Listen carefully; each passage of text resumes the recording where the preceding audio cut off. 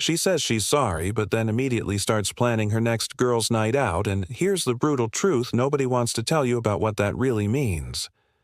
Look, I'm not here to sugarcoat this because your time is valuable and your heart doesn't deserve to be treated like a backup generator that only gets turned on when the power goes out. If you're watching this video, there's probably a voice in the back of your head whispering that something doesn't feel right about her apology, and that voice might be the only honest thing in your relationship right now. The hard reality is that some women, and let's be real, some men too, will use an apology like a get-out-of-jail-free card while secretly keeping their options open and treating you like emotional insurance while they shop around for something they think is better. But here's what's going to save you months of confusion and heartbreak.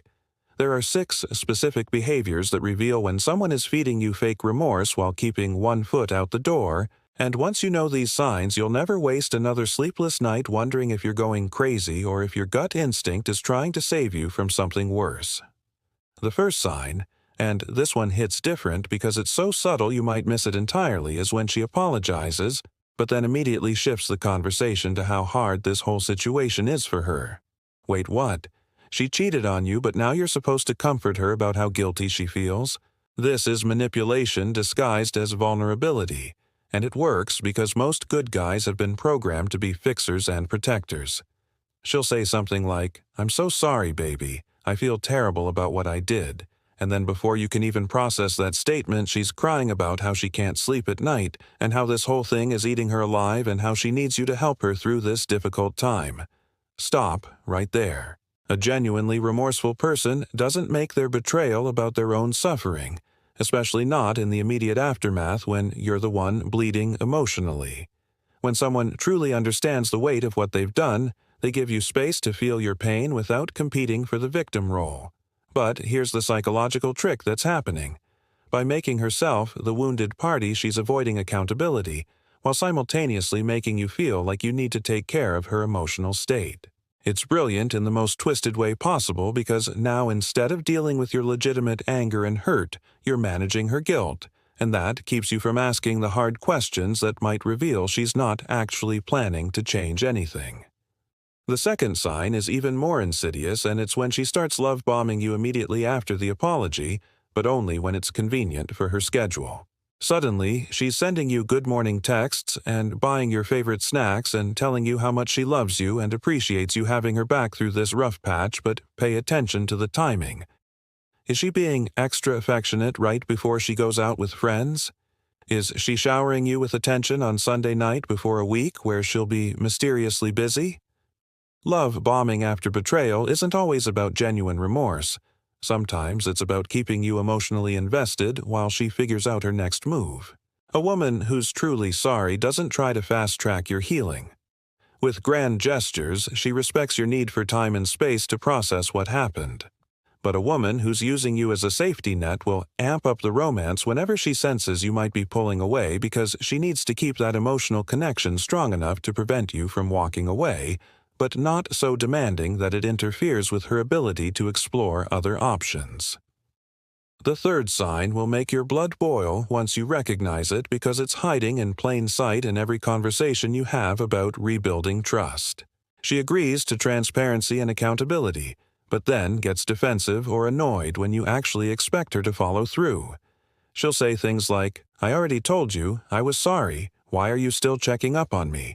Or, "I thought we were moving past this, but you're still acting paranoid," or my personal favorite, "You're being controlling, and this isn't healthy for our relationship." Here's what's really happening. Someone who genuinely wants to rebuild trust understands that transparency isn't a punishment. It's medicine for a wound they created. They don't get frustrated when you need reassurance, they get it, because they know they broke something precious, and they're willing to do whatever it takes to fix it. But someone who's just trying to manage your emotions while keeping their options open will view your need for accountability as an obstacle to their freedom. They want you to trust them again without having to earn it back, because earning it back requires actually changing their behavior and giving up the lifestyle that led to the cheating in the first place. The fourth sign is so common, it's practically a cheater's handbook chapter, and it reveals itself in how she talks about the future. Listen carefully to whether she's making concrete plans with you, or just making vague promises about how things will be different. A genuinely remorseful person will say specific things like, "I want to start couples therapy next week," or "I'm going to stop going to bars without you," or "I deleted his number and blocked him on everything, and I want you to see me do it." But someone who's keeping you as a backup option will stick to generic statements like, "Things will be different," or "I promise this won't happen again," or "We're going to work through this together." Notice how those statements sound reassuring, but don't actually commit her to any specific changes or sacrifices. It's like promising to lose weight without changing your diet or exercise routine. The words sound good, but there's no substance behind them, and that's intentional, because real change requires real sacrifice, and someone who's not fully committed to you isn't willing to sacrifice anything that might limit their future options. The fifth sign is going to hit you in the gut, because it's about how she treats the person she cheated with, and this is where you'll see her true intentions crystal clear. If she's truly sorry and wants to rebuild your relationship, she'll cut all contact with that person immediately and permanently. No exceptions, no explanations, no, "We're just friends now." Nonsense. Someone who violated your trust doesn't get to negotiate the terms of how they rebuild it. But here's what happens when she's not actually sorry. She'll make excuses about why cutting contact isn't possible or practical. "Oh, we work together, so I can't completely avoid him," or "He's part of our friend group, so it would be weird to exclude him." Or my personal favorite, she'll claim that cutting contact would actually make the situation worse somehow because it would create drama or make people suspicious. This is manipulation at its finest, because she's using your own desire to be reasonable against you.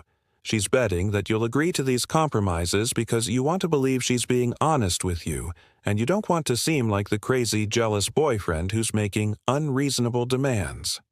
But here's the truth that nobody wants to say out loud. A person who truly wants to save your relationship will burn every bridge that threatens it without hesitation. They won't need you to convince them or negotiate with them about what appropriate boundaries look like. They'll know instinctively that maintaining any connection with someone they betrayed you with is unacceptable, and they'll act accordingly. The sixth and final sign is the most dangerous because it's designed to make you feel like you're the problem, and it shows up in how she responds when you're having bad days about what happened. Everyone who's been cheated on knows that healing isn't linear. Some days you feel strong and hopeful, and other days the pain hits you like a freight train and you need extra support and understanding. A partner who's genuinely committed to helping you heal will recognize this and respond with patience and compassion, even when it's inconvenient for them. But someone who's just managing your emotions while they figure out their next move will get frustrated with your healing process. They'll make comments like, "I thought you were over this," or "You're dwelling on the past," or "You need to decide if you're going to forgive me or not because I can't keep walking on eggshells." This response reveals everything you need to know about their priorities. They're not actually interested in helping you heal, they're interested in getting back to normal as quickly as possible, so they can resume their regular activities without the inconvenience of dealing with the consequences of their choices. Someone who's truly sorry understands that they don't get to set the timeline for your healing, and they don't get to be frustrated with you for taking as long as you need to process their betrayal. Look, I know this is heavy stuff, and maybe you're recognizing some of these patterns in your own situation and feeling that sick feeling in your stomach that tells you what you already knew deep down. But here's why recognizing these signs is actually empowering. Knowledge is power, and once you can see the game being played, you can't unsee it. You deserve someone who's all in, not someone who's keeping you around as insurance while they see what else is out there. Your time, your energy, your love. These things have value, and you don't have to accept breadcrumbs of fake remorse from someone who isn't willing to do the real work of earning your trust back. Trust your instincts, because they're usually right. And don't let anyone make you feel crazy for expecting basic honesty and commitment from someone who claims to love you.